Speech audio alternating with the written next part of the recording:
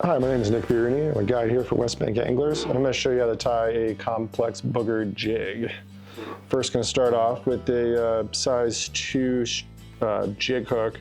90-degree hook or a 60-degree hook will work fine. We're just going to add this to the vise here.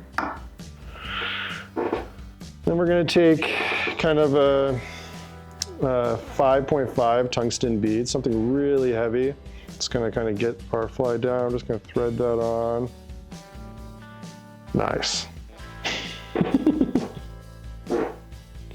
And add that in there. So with these slotted beads, you just want to make sure you kind of get that notch to kind of lock in with your fingers and kind of find the fix point here. And we're just going to kind of add a thread base here, trying to kind of lock in that hook point there, or that bead there.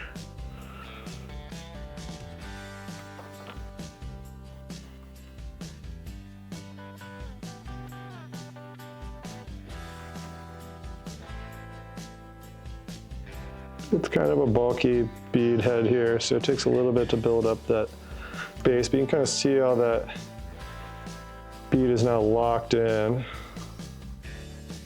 We're just going to advance our thread back here to the bend of the hook here.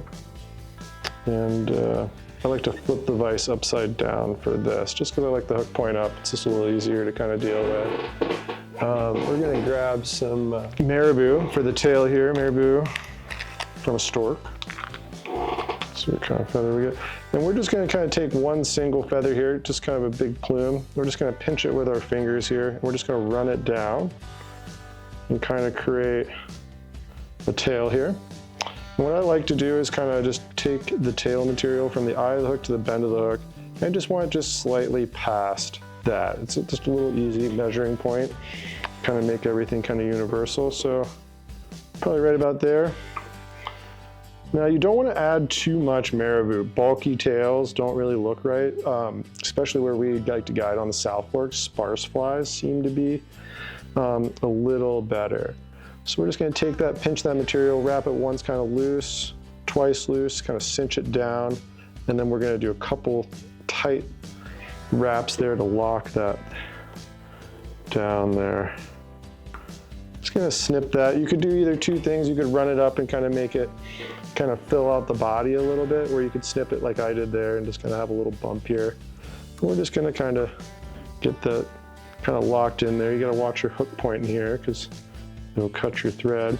Some guys like to add flash in the tail. I think it's kind of pointless when you're doing a flashy bug, just to add a little bit, because I think it just fouls up and stuff. I've never really seen it kind of work. So what we're going to do now is take UV polar chenille, and it's probably just about a piece about, I don't know, 4 inches long.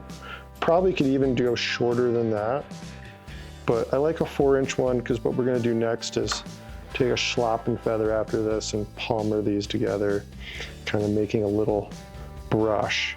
So this makes it a little easier. I like to tie these in just kind of right here on the side. Kind of show you here. Kind of like so. One loose wrap to kind of grab that thread, or grab that material, and then we're just going to lock that material down. Don't have to do it terribly much, we're just going to let that hang there. We're going to grab a schlappen feather, white, cream. You can do these in so many different colors. White and gold is just becoming kind of a famous color pattern here over the past few years. So we're just going to take this schlappen feather here just like this. I'm just going to take my fingers and I'm just going to pull all of these feather materials down, just kind of like making them exposed here. We have this little notch now that we kind of teased all this material out. I'm just going to take this little notch and I'm going to tie it in.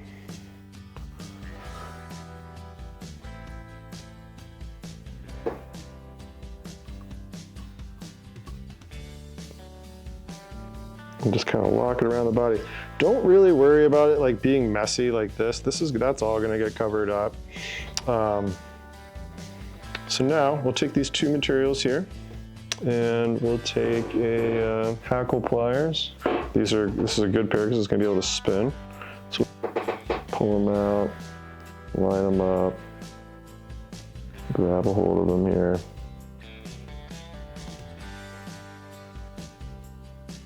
And then we're just going to spin these together. And I like to kind of tease it on the first couple spins, kind of mix those materials together without trying to kind of bind them down. So we're just going to spin it, keep spinning it. You kind of see it's making a brush and it's kind of teasing out a little bit. I really like this because it just adds a little bit of naturalness to like all of this, you know, super sparkly gold material. So then after we kind of spin it, we're just going to rotate it around the vise here, just keeping our hackle pliers on it, just to kind of keep it good. And we're just going to kind of match those, kind of tease them back a little bit every once in a while. It kind of looks messy at first, but like don't really stress. Fish probably like it more than you do.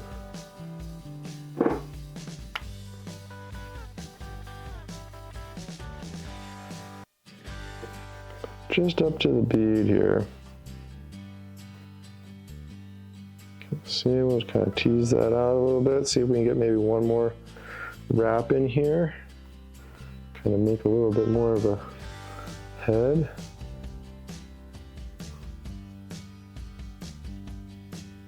We're going to just go right behind this thread here and just go right up and over and just lock that down. Just 2 wraps. Don't worry about it being messy right here. We're going to clean it up right now. I'm going to snip that complex twist off right at the bead. We're going to do one more wrap, just a security wrap, and then we're just going to pull all this back, and we're just going to lock it right on down. I like to take a little finger brush sometimes here, kind of tease out some of these materials. Kind of got locked in there. And then we'll just kind of in there.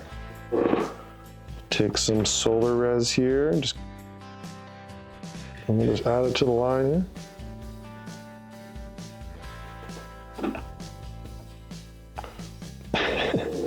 And I like to just do like a couple different whip finishes here, just kind of letting that glue, you might get a little material in here every once in a while, but let's pull it on back.